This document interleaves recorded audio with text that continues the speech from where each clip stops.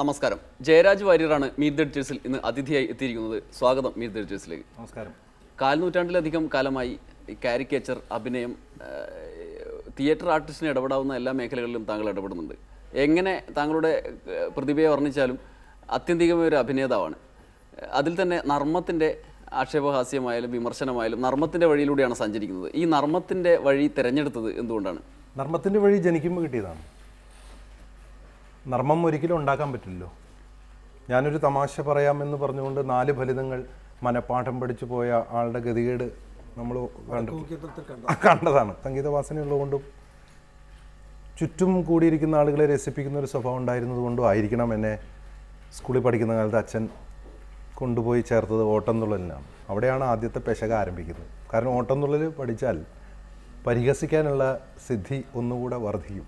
ഈ ജന്മസിദ്ധമായ വാസനയ്ക്കപ്പുറത്ത് സമൂഹത്തിൽ നിന്ന് ഓരോന്നോരോന്ന് പെറുക്കിയെടുക്കണമല്ലോ പരിഹസിക്കാൻ. അതിന് വളരെ സൂക്ഷ്മമായ നിരീക്ഷണ പാടവം, അവഗാഹം, രാഷ്ട്രീയ ബോധം, സാമൂഹ്യ ബോധം ഇവയൊക്കെ വേണം. ഇവയൊക്കെ ചേരുമ്പോഴാണല്ലോ ഒരു ജയരാജ് വാര്യർ ഉണ്ടാകുന്നത്. അതെങ്ങനെയാണ് ഉണ്ടായത്? അത് തീർച്ചയായിട്ടും അതൊക്കെ നമ്മളൊരു കാലത്തിന് ശേഷമാണ്. ഞാനിത് കുട്ടിക്കാലത്തെ കാര്യമാണ് പറഞ്ഞത്. അതിനുശേഷം നമ്മൾ ചെന്നപ്പെട്ടത് വിദ്യാഭ്യാസം, അതിനൊക്കെ ശേഷം തിയേറ്ററിലാണ് ചെന്നപ്പെട്ടത്. 80s ആരംഭത്തിലെ തിയേറ്റർ എന്നൊക്കെ പറഞ്ഞു കഴിഞ്ഞാൽ അന്നത്തെ സാമൂഹ്യപരമായിട്ടുള്ള എല്ലാ വിഷയങ്ങളും തിയേറ്ററിൻ്റെ ഭാഗമാണ്. മലയാളികളുടെ മുമ്പിലാണ് ഈ പെർഫോമൻസ്. ഞാൻ പറയുന്നത് നേരത്തെ പറഞ്ഞ പോലെ മലയാളി ഒരാൾ പെർഫോം ചെയ്യുമ്പോൾ സ്വാഭാവികമായും എൻ്റെ മനസ്സിലുണ്ടാകുമെന്ന് പൊളിഞ്ഞു പോണേ എന്നായിരിക്കും. അതെ, തീർച്ചയായിട്ടും. അവനെ അതിജീവിക്കാൻ കഴിയാന്ന് പറയുന്നത് മറ്റേതൊരു കമ്മ്യൂണിറ്റിയെക്കാളും വെല്ലുവിളി നിറഞ്ഞതാണ്. അതെ, തീർച്ചയായിട്ടും. മലയാളി മറ്റ് ഭാഷക്കാരെ പോലെയല്ല. ഇപ്പോൾ ഹിന്ദിയിലോ അതിന് തമിഴ്നാട്ടിലോ ഒക്കെ നമ്മൾ കണ്ടിട്ടുണ്ട് അവിടുത്തെ പെർഫോമൻസിനെയൊക്കെ അവർ വാഴ്ത്തുന്നത് പെർഫോം ചെയ്യുമ്പോൾ തന്നെ. പക്ഷെ മലയാളിയെ സംബന്ധിച്ചിടത്തോളം അവൻ്റെ അകത്ത് എപ്പോഴും ഒരു എന്നെ ഇവൻ ചിരിപ്പിക്കുന്നു എന്ന് കാണട്ടെ എന്നൊരു ഇരിപ്പാണ് മലയാളിക്കുള്ളത്. പക്ഷേ എന്നെ സംബന്ധിച്ചിടത്തോളം എല്ലാ പ്രേക്ഷകരെയും ഒരുപോലെയാണ്. കാരണം ആവശ്യമുള്ളത് വിളമ്പുക. മലയാളിക്ക് പൊതുവെ ഒരു കുറച്ച് ദശകങ്ങൾക്ക് മുമ്പ് വരെ ഭാഷയെക്കുറിച്ച് വലിയ ഒരു അധമബോധം, പ്രാദേശിക ഭാഷാഭേദത്തെക്കുറിച്ച് വലിയ അധമബോധം ഉണ്ടായിരുന്നു. എൻ്റെ നാട്ടിൽ, എൻ്റെ വീട്ടിൽ സംസാരിക്കുന്ന ഭാഷ എന്ന് പറയുന്നതും അഭിമാനത്തിൻ്റെ ഭാഗമാണ് എന്ന് ചിന്തിപ്പിക്കുന്നതിൽ വലിയൊരു പങ്ക് താങ്കൾക്കുണ്ട്. ഞാൻ പറയാം, എൻ്റെ വീട് തൃശ്ശൂരിൽ നിന്ന് പലപ്പോഴും കോട്ടയം, കൊല്ലം ഭാഗത്ത് പോയി ജോലി ചെയ്ത് വരുന്ന ആളുകൾ മനഃപൂർവ്വം തൃശ്ശൂർ ഭാഷ മറച്ചു വെച്ചിട്ട് ആ ഭാഷയിൽ സംസാരിക്കുന്നത് ഞാൻ കേട്ടിട്ടുണ്ട്. എൻ്റെ നാട്ടിൽ എന്തുണ്ടാ എന്നൊക്കെ പറയുന്ന ആൾക്കാർ കൊല്ലത്ത് പോയി വന്നാൽ അയ്യോ എന്തുവാ എന്നോ പരിപാടിയാണെന്നറിയാവോ എന്ന് പറഞ്ഞ് ഞാൻ കേട്ടിട്ടുണ്ട്. അത് ഈ പറഞ്ഞ പോലെ അവൻ്റെ ഒരു അപകർഷണബോധത്തിൻ്റെതായിരുന്നു. അങ്ങനെ മലയാളിക്ക് സ്വന്തം ഭാഷയോടുള്ള, സ്വന്തം വാമൊഴിയോടുള്ള ഒരു തരത്തിലുള്ള ഒരു അപകർഷതാബോധം അത് മനസ്സിലാക്കിക്കൊണ്ട് തന്നെയാണ് നമ്മൾ ഓരോ ജില്ലയിലെ ഭാഷയും അഭിമാനകരമായി നിങ്ങൾ പ്രയോഗിക്കേണ്ടതാണ് എന്ന രീതിയിൽ ഒരു പെർഫോമൻസ് ആരംഭിക്കുന്നത്. എനിക്ക് തോന്നുന്നു ഞാനൊരു 1990 ഈ പരിപാടി ആരംഭിച്ചെങ്കിൽ ഞാനൊരു 2005 മുതലാണ് ഈ ഭാഷാഭേദങ്ങളുടെ അത് അവതരിപ്പിക്കാൻ തുടങ്ങിയത്. സ്റ്റേജ് പെർഫോമൻസ് പറയുമ്പോൾ മിമിക്രിയുടെ ഒക്കെ സ്റ്റേജ് പെർഫോമൻസിൻ്റെ ഉത്സവപ്പറമ്പിലേക്ക് അതിൻ്റെ ഒരു ഡിമാൻഡ് കുറഞ്ഞ കാലമാണെന്ന് തോന്നുന്നു. ഇപ്പോൾ ഈ വിദേശ മലയാളികളുടെ ഷോകൾ മാത്രമേ അത് കാണാറുള്ളൂ. ഇപ്പോൾ ജയരാജ് വാര്യർക്ക് മാത്രം പ്രത്യേകമായി ഒരിടം ഇപ്പോഴും ബാക്കി കിടപ്പുണ്ടോ? ഉണ്ട്. അതെന്താ വെച്ചാൽ ഈ വീണടം വിഷ്ണുലോകം എന്ന് പറയും. എനിക്ക് എന്താണെന്നറിയില്ല, സ്റ്റേജിൽ നിന്നുകൊണ്ട് ഞാൻ ഡിസൈഡ് ചെയ്യുന്നതൊക്കെ വളരെ എന്താ പറയുക, കൃത്യമായിരിക്കും. എനിക്ക് എൻ്റെ നിത്യജീവിതത്തിൽ ഒരാളെ കണ്ടു കഴിഞ്ഞാൽ അയാൾ ആരാണെന്ന് പറയാൻ പറ്റില്ല. ഇപ്പോൾ ഒരു ഖദർ ഷർട്ടിട്ട് ഖദർ മുണ്ട് എടുത്തുകൊണ്ട് ഒരാൾ ഓഡിറ്റോറിയത്തിലേക്ക് കടന്നു വരുന്നു. എനിക്കിപ്പോൾ ഇവിടെ ഇരിക്കുമ്പോൾ കണ്ടാൽ പറയാൻ പറ്റില്ല. പക്ഷേ എനിക്ക് സ്റ്റേജിൽ നിന്നാൽ പറയാൻ പറ്റും, ആ വരുന്ന ആൾ ഒരു തദ്ദേശ സ്വയംഭരണ സ്ഥാപനത്തിലേക്ക് തിരഞ്ഞെടുക്കപ്പെട്ട ഒരാളാണ്, അല്ലെങ്കിൽ ഇയാൾ പഞ്ചായത്ത് പ്രസിഡൻറ്റോ മെമ്പറോ ആണ്. ഞാൻ സ്റ്റേജിൽ നിന്ന് വിളിച്ച് ചോദിക്കും, ആ വരുന്ന പഞ്ചായത്ത് പ്രസിഡന്റ്. അതിപ്പോൾ ചിലപ്പോൾ നെടുമുടി വേണിച്ചേട്ടൻ്റെ ഭാഷയിലായിരിക്കും, ദാ വരുന്നല്ലോ പഞ്ചായത്ത് പ്രസിഡന്റ്, വരിക, അയ്യോ ഇരിക്കാൻ സ്ഥലമില്ലെങ്കിൽ എന്താ ചെയ്യുക, ഇങ്ങോട്ട് കയറി ഇരിക്കാമല്ലോ എന്ന് പറഞ്ഞാൽ അത് അദ്ദേഹം അത് തന്നെയായിരിക്കുന്നതാണ്. വിമർശിക്കുമ്പോൾ ഈ സെൽഫ്ലെസ് ആവേണ്ട ഒരു പ്രശ്നമുണ്ടോ? സ്വയം വിമർശനം കൂടി അതിൽ ഉൾപ്പെടുത്തേണ്ട ഒരു വിഷയം. തീർച്ചയായിട്ടും. തൃശ്ശൂർ പൂരം തുടങ്ങുന്ന സമയത്ത് നമ്മളെല്ലാം വിചാരിച്ചു തൃശ്ശൂർ പൂരം തുടങ്ങിയല്ലോ എന്ന് വിചാരിക്കുമ്പോൾ ജയരാജ് വാര്യർ അടുത്ത് ക്യാമറ പോകുമ്പോൾ ഇനിയിപ്പോൾ ജയരാജൻ വരും, ഇതൊക്കെ തുടങ്ങുമെന്ന് പറഞ്ഞാൽ ജയരാജൻ തുടങ്ങുന്നത്. അതെ അതെ, തീർച്ചയായിട്ടും. അതായത് സ്വയം വിമർശനത്തിലൂടെ മാത്രമേ ഫലിതം ഉണ്ടാവുള്ളൂ. രാവിലെ ഞാൻ കണ്ണാടിയിൽ നോക്കിക്കൊണ്ട് പറയുന്നത് എന്തുമോ അത് എന്നാണ് ഞാൻ ചോദിക്കുക ഫസ്റ്റ് എന്നെ നോക്കിയിട്ട്. സ്വയം പരിഹാസിക്കാൻ കഴിയാത്തവന് മറ്റൊരുത്തിനെ പരിഹസിക്കാൻ സാധിക്കില്ല. ഈ കാരിക്കേച്ചറിൽ നമ്മൾ മുമ്പിലിരിക്കുന്ന ആളുകളെ ചൂണ്ടിക്കാണിച്ചിട്ടാണ് പലതും പറയുന്നത്. അത് ചാക്യാർകൂത്തിൻ്റെ ഒരു ഡിവൈസാണ്. അത് അവർക്ക് ഹേർട്ട് ചെയ്യും എന്നുള്ളൊരു തോന്നൽ വേണ്ടേ? അപ്പോൾ ഇന്നേ വരെ ഞാനിപ്പോൾ 25 വർഷമായി ഇന്നേ വരെ ഒരാൾ എന്നോട് പരാതി പറഞ്ഞിട്ടില്ല. അത് ചെയ്ത് ശരിയായിട്ടില്ല എന്ന് പറഞ്ഞിട്ടില്ല. അവരത് വളരെ സ്പോർട്ടീവായി എടുക്കുന്നുണ്ടെന്നാണ് ഞാൻ മനസ്സിലാക്കിയത്. 2 പ്രാവശ്യം അസംബ്ലിയിൽ എൻ്റെ പ്രോഗ്രാം അവതരിപ്പിച്ചു. ഒന്ന് മറ്റേ സഖാവ് E K Nayanar chief minister ആയിരുന്ന കാലത്ത്, അന്ന് സെനറ്റ് ഹാളിലാണ്. എൻ്റെ സുഹൃത്തായിട്ടുള്ള തൃശ്ശൂർക്കാരായിട്ടുള്ള MLA മാരാണ് എന്നെ വിളിച്ചത്. അപ്പോൾ അവിടെ അവരുടെ MLA മാരുടെയും മന്ത്രിമാരുടെയൊക്കെ നാടകമുണ്ട്. അതിന് മുമ്പ് എന്തോ പാട്ടോ ഗാനമേള എന്തുണ്ട്, അതിൻ്റെ ഇൻബിറ്റ്വീനിലാണ് ഞാൻ. അപ്പോൾ സാക്ഷാൽ മുഖ്യമന്ത്രി ഇ കെ നായനാർ അദ്ദേഹം അവിടെ ഇരിക്കുന്നു. ഞാൻ എൻ്റെ പെർഫോമൻസ് തുടങ്ങി, ഞാൻ പാട്ട് തുടങ്ങി, ആദ്യം ഒരു കവിത പാടി, പിന്നെ സിനിമാ താരങ്ങളെ ഇമിറ്റ് ചെയ്ത് തുടങ്ങി. അതിൻ്റെ ഇടയ്ക്ക് ഞാൻ പെട്ടെന്ന് വന്നിട്ട് അദ്ദേഹത്തെ അവതരിപ്പിച്ചു. വളരെ സ്വാഭാവികമായിട്ടുള്ള അദ്ദേഹത്തിൻ്റെ കണ്ണൂർ ഭാഷയിൽ അദ്ദേഹത്തിൻ്റെ ടെലിഫോൺ പ്രോഗ്രാമൊക്കെ ഉണ്ടായിരുന്നില്ലേ പണ്ട്, ഈയട് നാട് വിളിക്കുന്നേ കോയമ്പത്തൂരിന്നാ, കോയമ്പത്തൂരില്ല. അങ്ങനെ അത് അവതരിപ്പിച്ച് കഴിഞ്ഞ് ഇറങ്ങി ഞാൻ അദ്ദേഹത്തിൻ്റെ അടുത്ത് വന്ന് ചോദിച്ചു എങ്ങനെയുണ്ടായിരുന്നു പരിപാടിയും ചോദിച്ചപ്പോൾ അദ്ദേഹം പറഞ്ഞ്, നീ ഇതെല്ലാ സ്റ്റേജിലും പറഞ്ഞു, നീ ഇത് പറയുന്ന എനക്കൊരു പബ്ലിസിറ്റിയാ എന്നാണ് എനിക്ക് അദ്ദേഹം തന്ന ഒരു സിഗ്നേച്ചർ. അദ്ദേഹം തന്ന എന്താ പറയേണ്ടത്, അതിനെ പറയേണ്ടത് ഓട്ടോഗ്രാഫ്. തൃശ്ശൂർക്കാരൻ എന്നുള്ള നിലയിൽ അതെങ്ങനെയെങ്കിലും ഗുണം ചെയ്തിട്ടുണ്ടോ? തൃശ്ശൂർക്കാരൻ്റെ ഫലിതബോധം തന്നെയാണത്. തൃശ്ശൂർക്കാരൻ്റെ സ്വാഭാവികമായ ഒന്നിപ്പോൾ ആദ്യം സാറേ എന്ന് വിളിക്കും, നികേഷ് സാറേ എന്ന് വിളിക്കും. 2-ാമത്തെ ദിവസം വിളിക്കും. 3-ാമത്തെ ദിവസം നിങ്ങൾ കോളിലെടുക്കുമ്പോൾ നികേഷ് ചേട്ടാൻ, നികേഷ് ചേട്ടാ, ചേട്ടാൻ, എന്തായിട്ടത് ചേട്ടാന്നാവും. അപ്പോൾ ഈ ചേട്ടാ വിളി തൃശ്ശൂരിൻ്റെ ഭാഷയുടെ വളരെ പ്രത്യേകതയുള്ള ഒന്നാണ്. അതുകൊണ്ടാണ് ഒരിക്കൽ വടക്കുന്നാഥിൻ്റെ മുമ്പിൽ നിന്നുകൊണ്ട് ഒരാൾ എൻ്റെ വടക്കുന്നാഥേട്ടാ എന്ന് വിളിച്ചത്. അപ്പോൾ ഞാൻ ചോദിച്ചു, ദൈവത്തിനെയാണോ ചേട്ടാന്ന് വിളിക്കുന്നത് വെച്ച് പറഞ്ഞു, നീ എന്ത് മെണ്ണണേ, കാര്യം നടക്കണേ ചേട്ടാന്ന് വിളിക്കണം, കാര്യം നടക്കണേ ഇവിടെയല്ലേ, നമ്മുടെ കാര്യം നടക്കണേ ചേട്ടാന്ന് വിളിക്കണം. പാർമേക്കാവിലെ ചേച്ചി എന്ന് വിളിച്ചവരുണ്ട്, പുത്തമ്പള്ളിയിലെ ചേട്ടിയാരേ എന്ന് വിളിച്ചവരും ഉണ്ട്.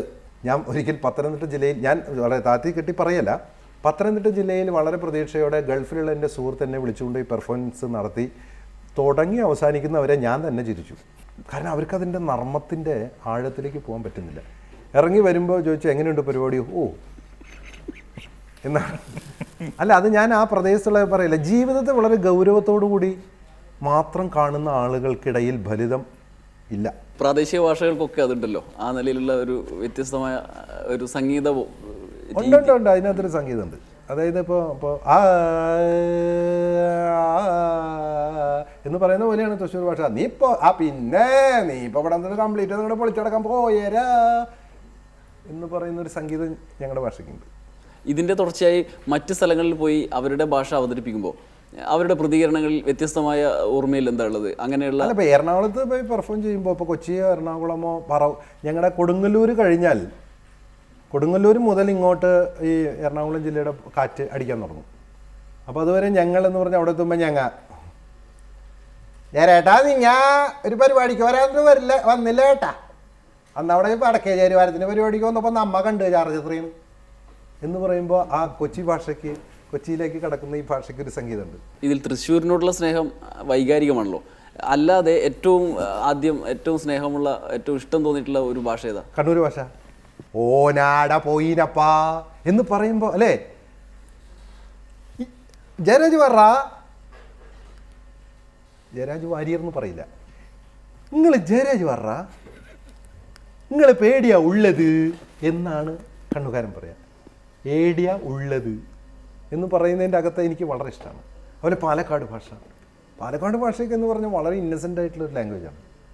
ഏട്ടേ, ഓ മോകനേട്ടേ, ഏട്ടാ എന്താണ് ആ കുട്ടി അങ്ങനെ തന്നെ മൂച്ച് ചെയ്യുമ്പോൾ പൊത്തിപ്പിടിച്ച് കയറിയിട്ട് താഴെ വീണിട്ട് ഹായ് എല്ലാം പോയിന്ന്.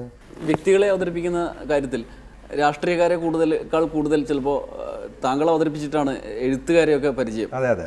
അഴീക്കോടിനെയൊക്കെ ചെയ്യുന്നത് നോക്കി നിന്നിട്ടുണ്ട്. അഴീക്കോട് സാറിൻ്റെ അദ്ദേഹം ആദ്യം ഇത് കണ്ടിരുന്നില്ല. ഞാനൊരു ദിവസം അദ്ദേഹത്തെ വീട്ടിൽ പോയി കാണിക്കുകയാണ് ചെയ്തത്, എൻ്റെ ഒരു സുഹൃത്തും കൂടെ. എൻ്റെ സുഹൃത്ത് VR സുധീഷും ഞാനും കൂടെ അഴീക്കോട് സാറിൻ്റെ വീട്ടിൽ പോയി സംസാരിച്ചു. അപ്പോൾ സുധീഷ് പറഞ്ഞത് ജയരാജ് വാര്യർ എന്ന് പറഞ്ഞപ്പോൾ പറഞ്ഞു, ഞാൻ കേട്ടിട്ടുണ്ട്, എന്നെയൊക്കെ ഏതോ തരത്തിൽ അവതരിപ്പിക്കുന്നു എന്നെനിക്കറിയാം. അപ്പോൾ ഞാൻ പറഞ്ഞു ഞാനിപ്പോൾ കാണിക്കാമെന്ന് പറഞ്ഞു. ഞാൻ അദ്ദേഹത്തെ കാണിച്ചു കൊടുത്ത അദ്ദേഹത്തിൻ്റെ പ്രസംഗം. ഒരാൾക്ക് കുറേ കാലം കടലിൽ പോയി കുളിക്കാനായിരുന്നു താല്പര്യം. അങ്ങനെ അനവധി കാലം കടലിൽ കുളിച്ചപ്പോൾ അയാൾക്ക് തോന്നി കടൽ വളരെ ദൂരെയാണല്ലോ, അപ്പോൾ വീടിനടുത്തുള്ള പുഴയിലേക്ക്, ആറിലേക്ക് കുളി മാറ്റി. കുറച്ച് കഴിഞ്ഞപ്പോൾ അയാൾക്ക് തോന്നുകയാണ് ഈ പുഴ എന്ന് പറയുന്നത് അതിൻ്റെ സൗകര്യത്തിന് ഏതോ വഴിയിലൂടെ ഒഴുകുന്നു, ഞാനെന്തിന് അങ്ങോട്ട് പോകണം. അങ്ങനെ അയാൾ വീടിനടുത്തുള്ള കുളത്തിലേക്ക് കുളി മാറ്റി. കുറച്ച് കഴിഞ്ഞപ്പോൾ തോന്നുന്നു ഈ കുളവും വളരെ ദൂരെയാണെന്ന്. അപ്പോഴാണ് അയാൾക്ക് പരമ്പരാഗതമായ മറ്റൊരു മാർഗം ഓർമ്മ വന്നത്. വീടിനുള്ള കിണറ്റിൽ നിന്നും വെള്ളം കോരിയെടുത്ത് കുളിക്കാം, വെള്ളവും ലാഭമാണ്. അങ്ങനെ വെള്ളം കോരി കുളിക്കാൻ തുടങ്ങി. അപ്പോൾ അയാൾ ആലോചിച്ചത്, ഇത്ര വെള്ളം എന്തിന് ഒരു ചെറിയ കുളിക്ക് വേണ്ടി നാം ചെയ്യണം. അപ്പോൾ പിന്നെ അയാളൊരു ബക്കറ്റ് വെള്ളത്തിൽ കുളിക്കാൻ തുടങ്ങി. ബക്കറ്റ് വെള്ളവും കൂടുതലാണെന്ന് തോന്നിയപ്പോൾ അയാൾ പിന്നെ ഒരു ഗ്ലാസ് വെള്ളത്തിലാക്കി കുളിക്കും. ഇപ്പോൾ അറിയുന്നു അയാൾ ഒരു സ്പൂൺ വെള്ളത്തിലാണ് കുളിക്കുന്നതെന്ന്. ഇത് മനുഷ്യൻ്റെ സ്വാഭാവികമായ സ്വാർത്ഥതയുടെയും അവൻ്റെ മടിയുടെയും അവൻ്റെ അലസതയുടെയും ചില ലക്ഷണങ്ങളായി വേണമെങ്കിൽ എനിക്കും നിങ്ങൾക്കും പറയാവുന്നതാണ്. ഇങ്ങനെയാണ് അഴീക്കോട് മാഷ് അതുവരെ ഇല്ലാത്തൊരു ഭാവം ഞാൻ കണ്ടു. ഇങ്ങനെ കണ്ടിരുന്നിട്ട് അത് കഴിഞ്ഞ് വലിയ കുഴപ്പമില്ല കേട്ടോ, അതിനകത്ത് ചില കാര്യങ്ങളൊക്കെ ഉണ്ട് എന്നാണ് എന്നോട് പറഞ്ഞത്. അതിനുശേഷം അഴീക്കോട് മാഷ് ഞാനും വലിയ എടുപ്പായിരുന്നു. പിന്നെ പലപ്പോഴും അഴീക്കോട് മാഷ് പ്രസംഗം കഴിഞ്ഞ് എൻ്റെ പ്രോഗ്രാം ഉണ്ടായിട്ടുണ്ട്. അഴീക്കോട് മാഷ് സ്റ്റേജിൽ നിന്ന് ഇറങ്ങുന്നു, ഞാൻ കയറുന്നു. ഏകദേശം ആ പ്രസംഗിച്ച പ്രസംഗത്തിൻ്റെ ഫോട്ടോ കോപ്പി അവിടെ അവതരിപ്പിക്കും. ഒരിക്കലും അഴീക്കോട് മാഷ് പ്രസംഗിച്ചുകൊണ്ടിരിക്കുമ്പോൾ ഞാനുണ്ട് സ്റ്റേജിൽ. ആ സമയത്ത് അപ്പുറത്ത് കൂടെ ഈ പരിപാടിയുടെ അനൗൺസ്മെൻറ്റ് പോവാണ്. അഴീക്കോട് മാഷിൻ്റെ പ്രോഗ്രാമിൻ്റെ അനൗൺസ്മെൻറ്റ് ഇങ്ങനെ പോകുമ്പോൾ അഴീക്കോട് മാഷ് എന്നെ നോക്കിയിട്ട് പറഞ്ഞു, ഇനിയിപ്പോൾ ഞാൻ വിചാരിച്ചു ജയരാജ് വാര്യരുടെ പരിപാടി ആരംഭിച്ചെന്ന്. പണ്ട് ഈ ചാക്യാരുടെ മുന്നിൽ കുഞ്ചൻ നമ്പ്യാർ ഓട്ടംതുള്ളൽ നടത്തിയതുപോലെ എൻ്റെ പരിപാടിയുടെ മറ്റൊരു അവതരണം നടത്താനുള്ള ഉദ്ദേശമാണോ എന്ന് ഞാൻ ശങ്കിക്കുകയാണ് എന്നൊക്കെ അഴീക്കോട് മാഷ് പറഞ്ഞു. അതൊക്കെ നമുക്ക് കിട്ടിയ വലിയൊരു അംഗീകാരമാണ്. ഈ നേതാക്കളുടെ കാര്യത്തിൽ താങ്കൾക്ക് ഏറ്റവും ഇഷ്ടമുള്ളത് ആരെ അവതരിപ്പിക്കാനാണ്? എനിക്ക് ഏറ്റവും ഇഷ്ടം നമ്മുടെ AK ആൻ്റണി സാറിനെ അവതരിപ്പിക്കാനാണ്. അതാണ് ഒരുപാട് റിക്വസ്റ്റ്. അതായത് നികേഷ് കുമാറിനെ കാണുമ്പോൾ actually I am very happy. കാരണം കേരളത്തിലെ രാഷ്ട്രീയ രംഗത്തുള്ള എല്ലാ വിഷയങ്ങളെയും ആളുകളെയും കാര്യമായ രീതിയിൽ എടുത്ത് പെരുമാറുന്ന ആളുകളാണ് നിങ്ങളെല്ലാവരും. അതുകൊണ്ട് തന്നെ എന്നെ സംബന്ധിച്ചിടത്തോളം കേരള രാഷ്ട്രീയത്തിലേക്ക് എന്തായാലും ഞാൻ വരാൻ ഉദ്ദേശിക്കുന്നില്ല. പക്ഷെ ഡൽഹിയിൽ നിന്ന് ഞാൻ തിരുവനന്തപുരത്ത് നിന്ന് ഇടയ്ക്ക് പറയും, നമ്മളെല്ലാവരും ഒറ്റക്കെറ്റായി നിൽക്കണം. ഞാൻ ഒറ്റയ്ക്ക് നിന്നോളാം. അതാണ് അതാ ആളുകൾക്ക് ഇഷ്ടമാണ്. അതുപോലെ പല രാഷ്ട്രീയ എന്നെ ഇവർ തന്നെയാണ് അസംബ്ലിയിൽ പ്രോഗ്രാമിന് വിളിക്കാറുള്ളത്. ഈ മരിച്ചുപോയ ജി കാർത്തികേയൻ, അദ്ദേഹം എൻ്റെ എല്ലാ പരിപാടിയും കണ്ടിരിക്കുന്ന ഒരാളാണ്. ശ്രീ വക്കം പുരുഷോത്തമൻ സാർ സ്പീക്കറായിരുന്ന കാലത്താണ് ഞാൻ അസംബ്ലിയിൽ അവതരിപ്പിച്ചത്. അന്ന് ഞാൻ അസംബ്ലി കണ്ടിട്ടാണ്. രാവിലെ മുതൽ എന്നോട് വക്കം സാർ പറഞ്ഞ അസംബ്ലി കാണണം. അസംബ്ലി കണ്ടു. ഞാൻ അസംബ്ലി കാണാതിരുന്നപ്പോഴാണ് എനിക്കൊരു കാര്യം മനസ്സിലായത്, ഇത്രയ്ക്ക് നർമ്മബോധം നമുക്കില്ലാതെ പോയല്ലോ. അപ്പോൾ അത് കഴിഞ്ഞിട്ട് അസംബ്ലി കണ്ടെന്ന് വൈകിട്ട് പ്രോഗ്രാം അവതരിപ്പിക്കുമ്പോൾ ഞാൻ ആദ്യം അവതരിപ്പിച്ചത് സ്പീക്കറെ തന്നെയാണ്, വക്കം പുരുഷോത്തമൻ സാറിന്. അപ്പോൾ അദ്ദേഹം ഈ തിരുവനന്തപുരം ഭാഷയുടെ പ്രത്യേകത ഉണ്ട്. ഓർഡർ ഓർഡർ എന്നാണ് പറയുക, ഓർഡർ ഓർഡർ. പക്ഷെ അദ്ദേഹം അങ്ങനെയല്ല പറയാം, order order order order order. അതിലാണ് തുടങ്ങിയത്. അപ്പോൾ അത് ഇപ്പോൾ ഭരത് ഗോപിയാച്ചനെ പറ്റി പറയുകയാണെങ്കിൽ അദ്ദേഹത്തിന് മുമ്പിൽ ഞാനിത് അവതരിപ്പിച്ചിട്ടുണ്ട്. അതെനിക്ക് ഇവിടെ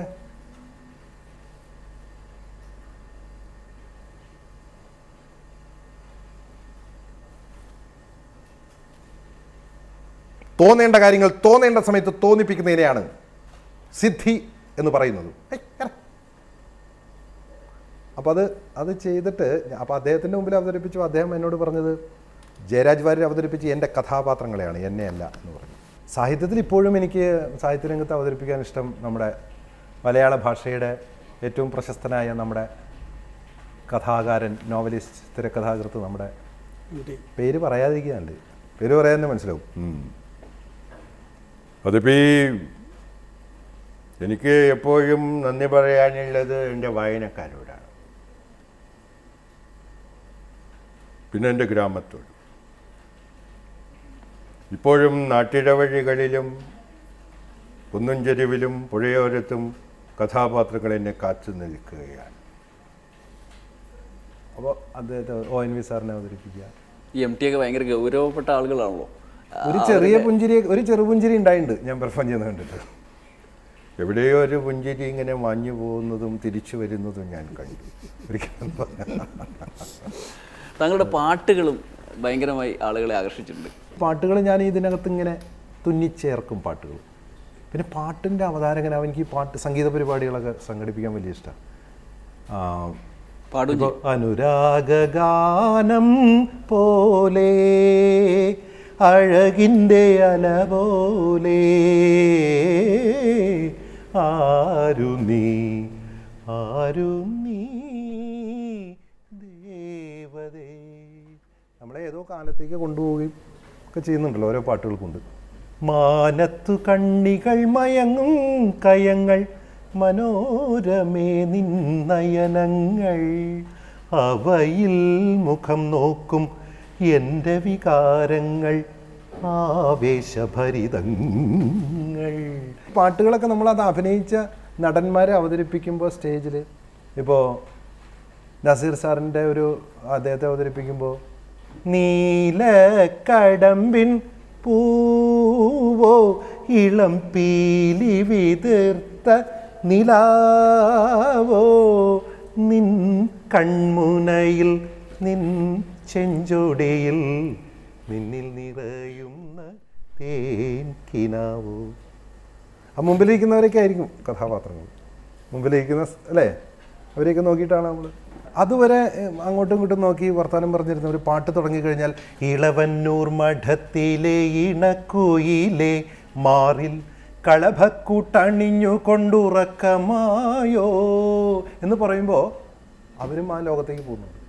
ഏതൊരു ലോകം പ്രാണസഖി ഞാൻ വേറുമൊരു. ഈ ശബ്ദം ഇങ്ങനെ നിർത്തി വെക്കാൻ പിടിച്ചു വെക്കാൻ എന്തെങ്കിലും ശ്രമിക്കാറുണ്ടോ? ഇല്ലില്ല, ശബ്ദം പോയാൽ ബുദ്ധിമുട്ടില്ലാവുമല്ലോ. ശബ്ദം സത്യം പറഞ്ഞു കഴിഞ്ഞാൽ ശബ്ദം 1-2 പ്രാവശ്യം എൻ്റെ അടഞ്ഞു പോയിട്ടുണ്ട്. ആ സമയത്ത് ഒരാഴ്ച പെർഫോമൻസ് മാറ്റി വയ്ക്കേണ്ടി വന്നിട്ടുണ്ട്. അതെന്താ വെച്ചാൽ ഈ ത്രോട്ടിലേക്ക് ഇൻഫെക്ഷൻ വരുന്ന സമയത്ത്. പക്ഷേ അതും എന്നെ അധികം അങ്ങ് ചതിച്ചിട്ടില്ല. ഇപ്പോൾ ശബ്ദത്തിലിപ്പോൾ ഓവർ സ്ട്രെയിൻ വരുന്നത് ഈ ശബ്ദങ്ങൾ മാറ്റി മാറ്റി പറയുമ്പോഴാണ്. നമ്മുടെ ഫിസിയോളജി തന്നെ മാറും ചിലപ്പോൾ.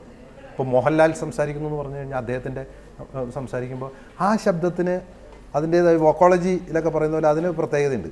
അദ്ദേഹത്തിൻ്റെ ശബ്ദം എന്ന് പറഞ്ഞു കഴിഞ്ഞാൽ ഒരു ചിലമ്പിച്ച ശബ്ദമാണ്. എനിക്കിപ്പോൾ പറയാൻ തോന്നുന്നത് അത് യഥാർത്ഥത്തിൽ അങ്ങനെ തന്നെയാണ്. ഇൻ്റർവ്യൂവിലൊക്കെ അദ്ദേഹത്തിൻ്റെ ശബ്ദം ഇങ്ങനെയാണ്. അതിപ്പോൾ കാര്യം ഇപ്പോൾ നമ്മൾ ഇങ്ങനെ ഇരിക്കുന്നു, അത് നികേഷ് ചോദിക്കുന്നു അല്ലെങ്കിൽ മധു ചോദിക്കുന്നു, അതിന് ഞാൻ കൃത്യമായി മറുപടി പറയുന്നു. ഈ ശബ്ദമല്ല അദ്ദേഹത്തിൻ്റെ ക്യാരക്ടറിൽ. സിനിമയിൽ അദ്ദേഹം ക്യാരക്ടറാവുമ്പോൾ അദ്ദേഹം സംസാരിക്കുന്ന ഇങ്ങനെയല്ല. കുറേ കാലമായി അവൻ എന്നോടുള്ള എന്തോ ചില പ്രശ്നങ്ങൾ ഞാൻ അറിയുന്നത്, കാത്തിരുന്ന് കാണാമെന്ന് തന്നെയാണ് പറയാനുള്ളത്. അഴീക്കോട് മാഷ് സാറിൻ്റെ ശബ്ദം എനിക്ക് തോന്നിയിട്ടുള്ള ഒരുതരം തൊണ്ടയ്ക്കിടയിലൂടെ എന്തോ ഒന്നിങ്ങനെ കിനിഞ്ഞ് താഴേക്ക് ഇറങ്ങുന്ന പോലത്തെ ഒരു ശബ്ദം. അതാണോ ഏറ്റവും അത്ഭുതകരമായ ശബ്ദവും അല്ലെങ്കിൽ ശബ്ദവിന്യാസവും? അതെ, അതായത് അതിൻ്റെ ഇപ്പോൾ ഞാൻ പറയാം, അഴീക്കോട് സാറിൻ്റെ ശബ്ദവും അദ്ദേഹത്തിൻ്റെ രൂപവും കണ്ടു കഴിഞ്ഞാൽ ഈ മനുഷ്യനാണോ ഇവിടെയുള്ള ആളുകളെയൊക്കെ വിറപ്പിക്കുന്നതെന്ന് തോന്നിപ്പോയി. അപ്പോൾ അതിൻ്റെ ഉള്ളിലൂടെ അതിലൂടെ കൊടുക്കുന്ന എന്തോ ശരിക്കും പറഞ്ഞാൽ എനിക്കൊന്ന് അഴീക്കോട് സാറിൻ്റെ പലപ്പോഴും അദ്ദേഹം മൈക്ക് ഉപയോഗിക്കുന്നത് ഞാൻ കണ്ടിട്ടുണ്ട്. അദ്ദേഹം എന്ത് ചെയ്യുന്നറിയാം, മൈക്കിനെ ഫേവർ ചെയ്യാതെ നിൽക്കും. ഇപ്പോൾ ഇവിടെ മൈക്കാണെങ്കിൽ ഇങ്ങനെ നിന്നിട്ട് സംസാരിക്കാം. അപ്പോൾ മൈക്ക് അഡ്ജസ്റ്റ് ചെയ്ത് കൊടുക്കാൻ പോകുമ്പോൾ അദ്ദേഹം അവിടെ നിന്ന് മാറും. കാരണം എത്രത്തോളം ആളുകൾ ശ്രദ്ധിക്കും, എത്രത്തോളം ആളുകളുടെ ശ്രദ്ധ കിട്ടുമെന്നറിയാൻ വേണ്ടി നടത്തുന്നൊരു ടെക്നിക്കാണ് എനിക്ക് തോന്നിയിട്ടുള്ളത്.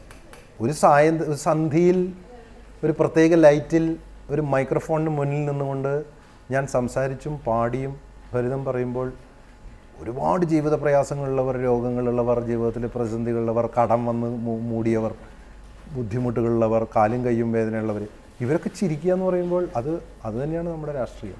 സ്വാഭാവികമായി പറയുന്നത് ഒരു ഇടതുപക്ഷ മനസ്സാണ് അല്ലേ? ഇടതുഭാഗത്തല്ലേ ഹൃദയം? ഇടതുഭാഗത്ത് ഹൃദയം ഇരിക്കുന്നു, ഹൃദയത്തിൽ രക്തമുണ്ട്, അത് ചുവപ്പല്ലേ? ഏറ്റവും പോപ്പുലർ ആയിട്ടുള്ള രാഷ്ട്രീയക്കാർ ആരാണിപ്പോൾ? ഏറ്റവും പോപ്പുലറായ രാഷ്ട്രീയക്കാർ ഇപ്പോഴും കേരളത്തെ സംബന്ധിച്ചിടത്തോളം കോൺഗ്രസ്, CPM എന്ന 2 പാർട്ടികളാണല്ലോ മുമ്പിൽ നിൽക്കുന്നത്. അതിൻ്റെ നേതാക്കന്മാരെയാണ് ഏറ്റവും പോപ്പുലർ. VS-ഉം മുഖ്യമന്ത്രിയും തന്നെയാണ് ഏറ്റവും പോപ്പുലറായിട്ടുള്ള ആൾക്കാർ. VS-ന് ചെയ്യാറുണ്ടോ? അദ്ദേഹത്തെ അവതരിപ്പിക്കുമ്പോൾ എനിക്ക് എപ്പോഴും ഒരു ചാക്യാർ പാരമ്പര്യത്തിൻ്റെ ഒരു പടുതികളാണ് അദ്ദേഹത്തെ കാണുമ്പോൾ തോന്നുന്നത്. ഇപ്പോൾ എന്ത് സംഭവിച്ചു? ഇതൊന്നുമല്ല സംഭവിക്കുക. അഴിയെണ്ണേണ്ടി വരും, അഴിയെണ്ണേണ്ടി വരും, എണ്ണേണ്ടി വരും എന്ന് പറയുമ്പോൾ അതിനകത്ത് ഒരു വലിയ പൊളിറ്റിക്സ് പറഞ്ഞിട്ട് ഒരു പെർഫോമൻസും ഉണ്ട് അതിനകത്ത്. ജയരാജ് വാര്യർ ഏറ്റവും ആനന്ദിക്കുന്ന രാഷ്ട്രീയക്കാരനാരാണ്? ഞാൻ സത്യത്തിൽ എനിക്ക് ഇപ്പോൾ നമ്മളിപ്പോൾ ടി വിയിലും ഒക്കെയാണല്ലോ കാണുന്നത്. ഉമ്മൻചാണ്ടി നല്ലൊരു പെർഫോമറാണ്. അസാധ്യമായിട്ട് ഞാൻ അദ്ദേഹത്തിൻ്റെ പ്രസംഗം ആസ്വദിക്കാറുണ്ട്. എനിക്ക് താൽക്കാലികമായി ഇങ്ങനെ ഇത് പറയേണ്ടി വരുമെങ്കിലും എന്നെ സംബന്ധിച്ചിടത്തോളം കേരളത്തിൽ അടുത്ത തെരഞ്ഞെടുപ്പിൽ ഞാൻ തന്നെ എന്ന് പറയുന്നില്ല എന്ന് പറയാതെ പറയുന്നുണ്ട്. ആദ്യകാലത്തെ ഇപ്പോൾ വിജയമാഷ പ്രസംഗമൊക്കെയാണ് ഞാൻ ആസ്വദിച്ചത്. നിങ്ങളുടെ ഒരു തലമുറ എം വിജയമാഷയുടെ പ്രസംഗത്തിൻ്റെ അഡിക്റ്റുകളോ അല്ലെങ്കിൽ ആരാധകരോ ഒക്കെ ആയിരുന്നിരിക്കും. തീർച്ചയായിട്ടും ആയിരുന്നു, തീർച്ചയായിട്ടും. വിജയമാഷ ഇപ്പോൾ എടുക്കാറുണ്ടോ? ഇല്ല. വാതിലുകൾ തുറന്നിരിക്കുന്നത് പുറത്തേക്ക് പോകാനാണ് എന്ന് കരുതുന്നുവെങ്കിൽ ആ വാതിൽ അടയും എന്നതിനെക്കുറിച്ച് ചിന്തിക്കുമ്പോൾ വാതിൽ നമ്മുടെ മുന്നിലുണ്ടെന്നും അതെപ്പോൾ വേണേൽ അടയാമെന്നും വാതിലേയില്ല എന്ന സങ്കല്പത്തിൽ നാം പുറത്തേക്ക് നോക്കുകയും ചെയ്യുന്നു. ഈ രീതിയിലാണ് നമ്മളെ കൊണ്ടുപോവുക. എന്നാൽ അഴീക്കോട് മാഷ പ്രസംഗം വേറെ തരത്തിലാണ്. അഴീക്കോട് മാഷ അവസാന സമയത്തുള്ള ഒരു ഹോസ്പിറ്റലിൽ കിടക്കുന്ന സമയത്ത് ഞാനൊക്കെ മിക്കവാറും അവിടെ ഉണ്ടാവാറുണ്ട്. അപ്പോൾ 2 ദിവസം എനിക്ക് പ്രോഗ്രാം ഉണ്ടായിരുന്നു. അപ്പോൾ അവിടെ സുരേഷിനോട് ചോദിച്ചു, ജയരാജ് വാര്യരെ കണ്ടില്ലല്ലോ. ജയരാജ് വാര്യർ പ്രോഗ്രാമിന് പോയിരിക്കാന്ന് പറഞ്ഞു. അതൊക്കെ ഇപ്പോഴും ഉണ്ടല്ലേ എന്ന് ചോദിച്ചു.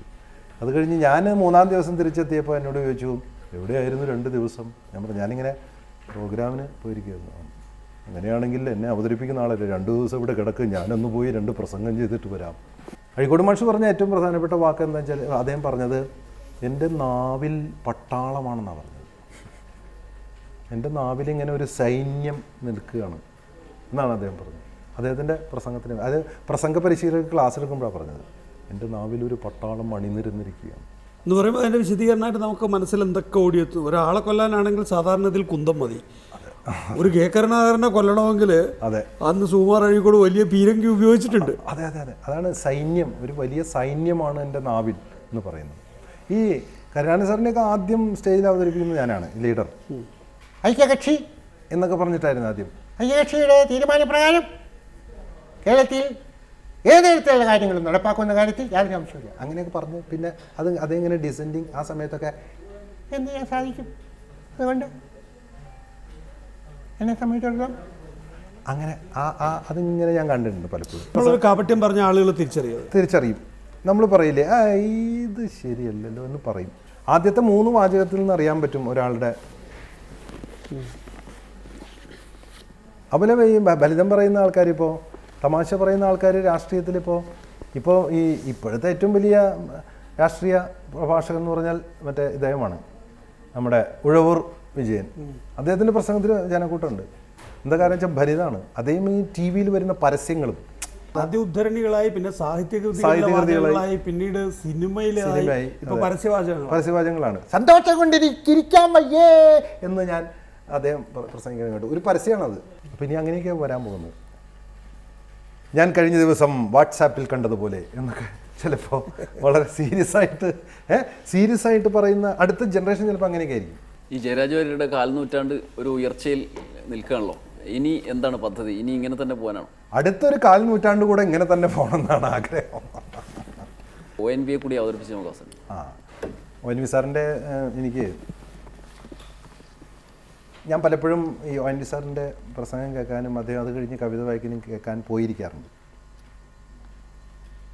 അപ്പം ആ പ്രോഗ്രാം കഴിഞ്ഞ് ഞാൻ അങ്ങോട്ട് ചെല്ലുമ്പോൾ എന്നോട് പറയും, ഞാൻ കണ്ടു ജയരാജ് വാര്യർ അവിടെ ഇങ്ങനെ വന്നിരിക്കുന്നത്, എൻ്റെ ഏതൊക്കെ ഭാവഹാവാദികളാണാവോ ഇന്ന് ഒപ്പിയെടുത്തത് എന്നറിയാൻ എനിക്ക് താല്പര്യമുണ്ട് എന്ന് പറയും. പിന്നെ ONV സാർ ഉപയോഗിക്കുന്ന ചില വാക്കുകളുണ്ട്. നാടകരംഗത്ത് നാടകഗാനങ്ങൾ എന്നൊരു ശാഖ ഉണ്ടാകാൻ എളിയവനായി ഞാനും ദേവരായനുമാണ് കാരണമായത്. ഞങ്ങൾ ഒന്നിച്ചാണിങ്ങനെ അന്ന് എൻ്റെ ചില തോന്നിയാക്ഷരങ്ങളെ ദേവരാജൻ അദ്ദേഹത്തിൻ്റെ ഹാർമോണിയത്തിൽ ഇങ്ങനെ അതിൽ നിന്നും സംഗീതം ഉണ്ടാക്കി പാട്ടുകളാക്കി ജനഹൃദയങ്ങളിലേക്ക് പ്രവേശിപ്പിച്ചു എന്ന് വളരെ വിനയപൂർവ്വം പറയട്ടെ. പിന്നീട് സിനിമയിൽ വന്നപ്പോൾ അത് വയലാറും ദേവരായനും തമ്മിലുള്ള ഒരു ദ്വയം. അവരാണ് പിന്നീട് നമ്മളെ എല്ലാം ആകർഷിക്കുന്ന ഒരുപാട് ഗാനങ്ങൾ ഉണ്ടാക്കിയത്. അത് ചരിത്രത്തിൻ്റെ ഭാഗമാവുകയും ചെയ്തു. പക്ഷേ വയലാർ ദേവരാജൻ എന്ന കൂട്ടുകെട്ടിനെ ഞാൻ അനസൂയ വിശുദ്ധമായ ഒരു മനസ്സോടെയാണ് അന്നും ഇന്നും എന്നും കാണുന്നത്. വളരെ നന്ദി. Thank you. ഇത്രയും നേരം ചെലവഴിച്ചത്. Thank you. അടുത്ത ആഴ്ച മറ്റൊരു അതിഥിയുമായി വീണ്ടും കാണാം. നമസ്കാരം.